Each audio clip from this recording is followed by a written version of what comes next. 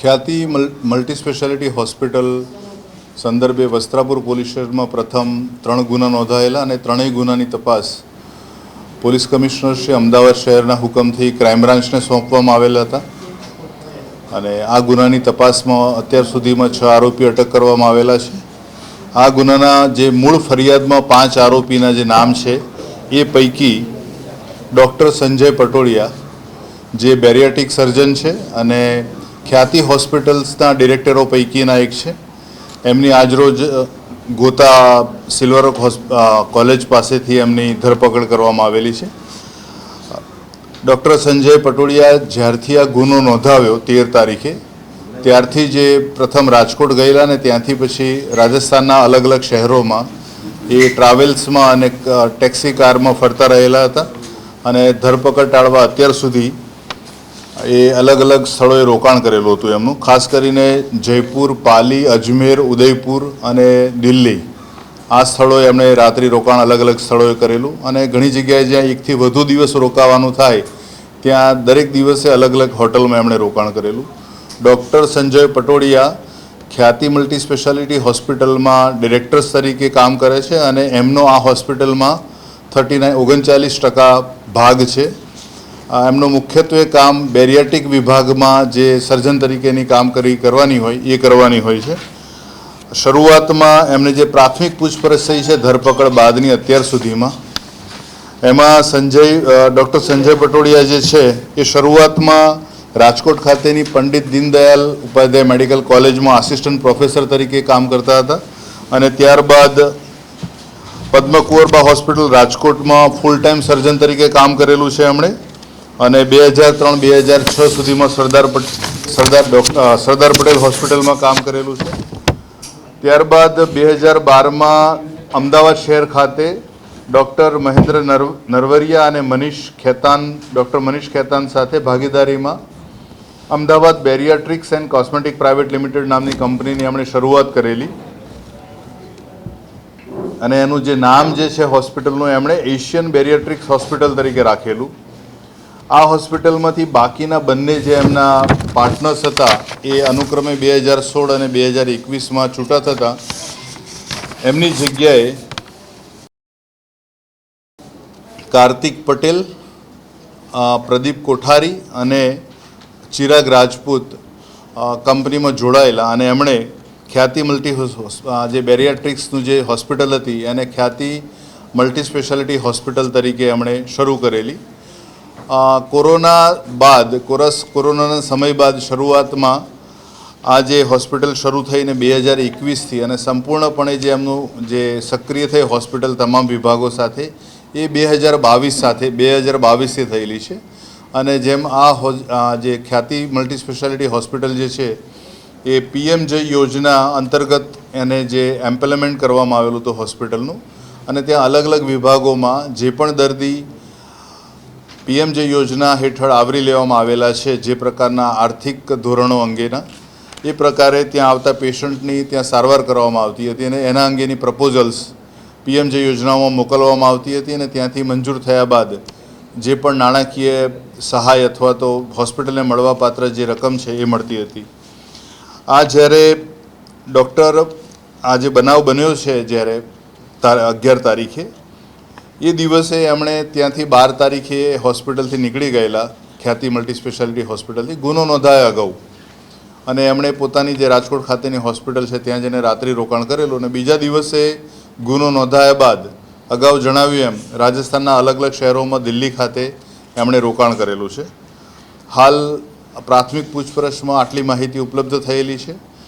આ બાબતે વધુ તપાસમાં ખ્યાતિ મલ્ટી સ્પેશિયાલિટી હોસ્પિટલમાં એમનો જે ભાગ છે પાર્ટનરશિપનો 39% એ અન્વયે PMJ યોજના હેઠળ એમનો કેટલી ભૂમિકા છે અંદર આવરી લેવામાં આવેલી છે અથવા તો એમના દ્વારા કરવામાં આવેલી સારવાર અથવા તો બીજા વિભાગોમાં થતી જે પણ ગેરરીતિની બાબતો સામે આવેલી છે એમાં એમની કેટલી ભૂમિકા છે અંગેની તપાસ હાથ ધરવામાં આવનાર છે।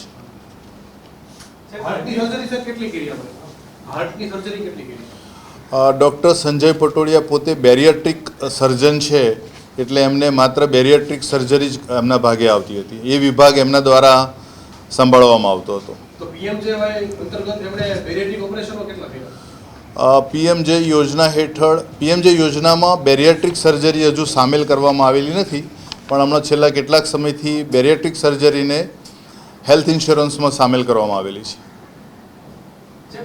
ચાલતું હતું કૌભાંડ ચાલતું હતું, જે ત્રણેય મુખ્ય આરોપી છે રાહુલ, ચિરાગ અને એ લોકોને આ ખ્યાલ હતો કે આ રીતના કેમ્પ યોજી અને દર્દીઓને અહીંયા લાવવામાં આવતા હતા, એ ખ્યાલ હતો કે એની પૂછપરછ અલગ જે અગાઉ જે આરોપી પકડાયા છે ચિરાગ રાજપૂત, ડૉક્ટર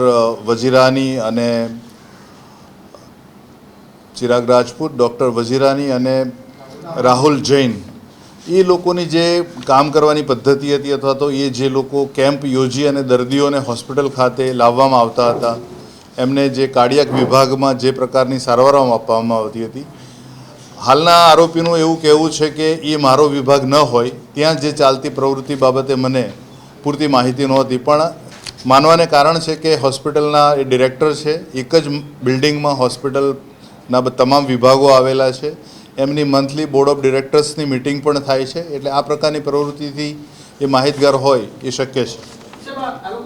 છેલ્લા વિકલ્પ તરીકે ધરપકડ માટે, કારણ કે અહીં પહેલા જેટલા લોકોની ધરપકડ થઈ તમામ લોકોએ આગોતરા જામીન મૂકેલા હતા, જે કોર્ટ તરફથી નામંજૂર કરવામાં આવે તે બાદ એક જે આરોપીઓ છે તે પકડાતા ગયા છે.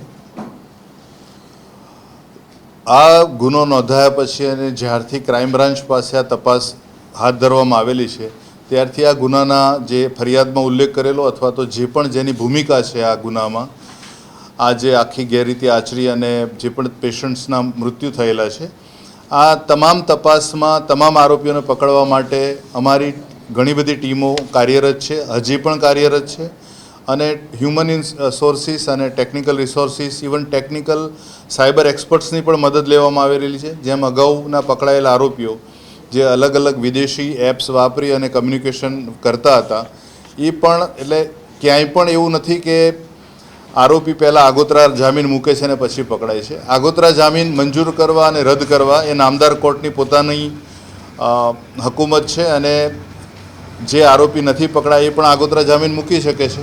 એના માટે તો એને જાતે હાજર રહેવાનું હોતું નથી, પણ અમારી જે ટીમો જે કાર્યરત છે ફિલ્ડમાં, એના કારણે અત્યાર સુધીમાં આ 7મા આરોપીની ધરપકડ થઈ છે. આર્થિક વ્યવહાર કે આના ખાતામાં પાર્ટનરશિપના ભાગરૂપે કેટલા પૈસા અત્યાર સુધીમાં ટ્રાન્ઝેક્શન થયું, એ આંકડો શું? છેલ્લા 2022થી અત્યાર સુધીમાં જે પીએમજે યોજના હેઠળ ખ્યાતિ મલ્ટી સ્પેશિયાલિટી હોસ્પિટલ જે છે, એનું જે ટ્રાન્ઝેક્શન્સ આ યોજના પૈકીનું છે 15 કરોડથી વધારનું છે.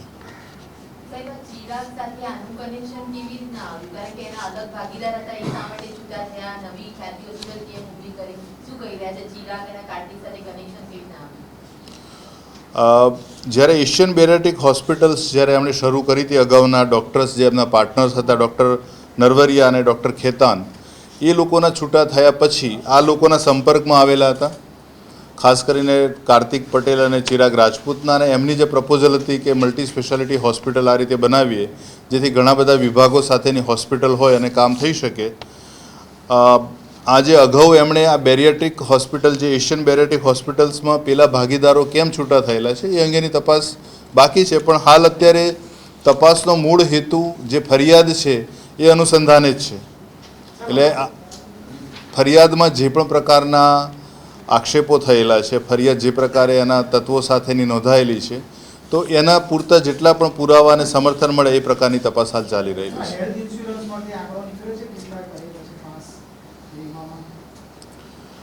પીએમજે યોજના અંતર્ગત જે પદ્ધતિ છે આ પ્રકારે, જ્યારે પેશન્ટ જે પણ હોસ્પિટલ પીએમજે યોજના અંતર્ગત એમ્પલમેન્ટ થયેલી છે એ હોસ્પિટલમાં દાખલ થતા દર્દીઓની સારવારની જે પણ વિગત છે, જે ફાઇલ્સ છે, અપલોડ કરવામાં આવે છે પોર્ટલ ઉપર, અને ત્યાંથી એની વિગતો અન્વયે પીએમજે યોજનાથી એ પ્રપોઝલ જે પણ એજન્સી ઇન્સ્યોરન્સ કંપની જોડાયેલી છે એને મોકલવામાં આવે છે, અને ત્યારબાદ આ સેન્કશન થતાં મંજૂર થતી આ પ્રપોઝલને, એટલે જે પણ ખર્ચ થાય છે પેશન્ટની સારવાર માટેનો, એના નાણાં હોસ્પિટલને ચૂકવવામાં આવે છે.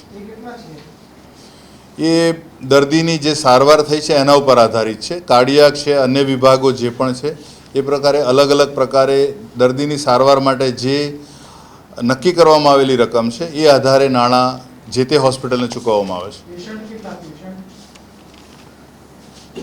પેશન્ટ કેટલા એવું પૂછું રકમ અલગ અલગ હોય પેશન્ટનો આંકડો શું હશે ને અત્યાર સુધીમાં કેટલા પેશન્ટની સારવાર થઈ છે? સ્પેસિફિક આના હેલ્થ વીમા હેઠળ હેલ્થ વીમા હેઠળ એટલે આ જે ભાઈએ કર્યું છે સંજય જે ઓપરેશન ને surgery doctor Sanjay Patodia bariatric surgeon છે અને બેરિયાટ્રિક સર્જરી બેરિયાટ્રિક જે વિભાગ છે અથવા તો બેરિયાટ્રિક સર્જરી છે એ પીએમજય યોજના અંતર્ગત સામેલ નથી.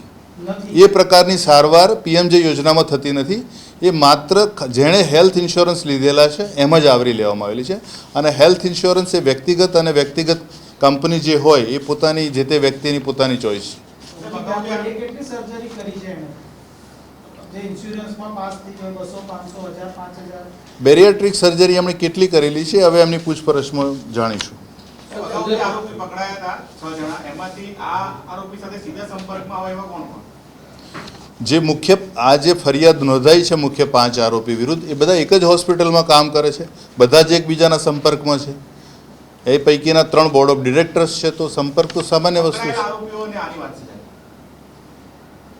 પકડાયેલા આરોપીઓ જે છે એ પણ બોર્ડ ઓફ ડિરેક્ટર્સ હતા ખ્યાતિ હોસ્પિટલના અને હાલ જે પકડાયા છે ડૉક્ટર સંજય એ પણ ખ્યાતિ હોસ્પિટલના ડિરેક્ટર છે તો સંપર્ક બહુ સામાન્ય વસ્તુ છે અંદર હોવો. આ લોકો ફરાર હતા ત્યારે એકબીજા સાથે સંપર્કમાં હતા સંજય કહે છે એ હવે એની પછીની તપાસમાં આપણે જાણીશું. સર આરોપી કયા સંજોગોમાં ક્યાંથી પકડાયો છે ખાસ તો કેવી રીતે બચ્યો અને અગાઉ જે આરોપી પકડાયા છે કુલ ટોટલ 7 આરોપી પકડાયા છે આપણે- આરોપીની મદદગારીમાં કોઈ ગુનો દાખલ થયો છે જેમણે મદદગારી કરી હોય છે આ લોકો સામે? હાલ જે ડૉક્ટર સંજય પટોડિયાની ધરપકડ કરવામાં આવેલી છે મેં જેમ અગાઉ જણાવ્યું એમને જે 12 તારીખે અમદાવાદ છોડ્યું ત્યારબાદ એ રાજકોટ ગયા. ત્યાંની એમની હોસ્પિટલમાં એમણે રાત્રિ રોકાણ કર્યું. એમની જે ગાડી હતી ફોર્ચ્યુનર એ ગાડીમાં જ એમનો પોતાનો ફોન અને ગાડી ત્યાં મૂકીને નીકળી ગયા છે ટ્રાવેલ્સમાં અને મોટાભાગે એમણે ટ્રાવેલ્સમાં જ મુસાફરી કરી છે અત્યાર સુધી. અને ગઈકાલે જે અમારું જે ચાલતું હતું કામ અમને ધરપકડ માટેનું જે ટીમો કાર્યરત હતી એ જે માહિતી મળી એ અનુસંધાને સિલ્વર ઓક યુનિવર્સિટી જે ગોતા પાસે આવેલી છે ત્યાં એમના એક ડૉક્ટર મિત્રને મળવા આવવાના હતા અને એ સમયે મેં એ શું કામ મળવા આવવાના હતા? મદદ માટે, કારણ કે એમના સેશન્સ કોર્ટમાં આગોતરા જામીન નામંજૂર થયા હતા. આ રાજશ્રી અને કાર્તિક લઈને શું અપડેટ છે?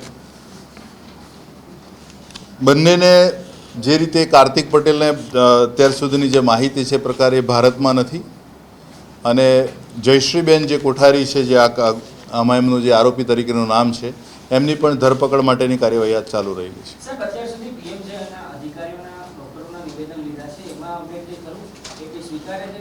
પીએમજય યોજના અંતર્ગત એ વિભાગમાં કામ કરતા જે પણ સ્ટાફ છે, ડૉક્ટર્સ છે, એડમિનિસ્ટ્રેટિવ સ્ટાફ છે, ઓપરેટર્સ છે એ તમામની પૂછપરછ હાથ ધરાઈ રહેલી છે અને એ હાલ જે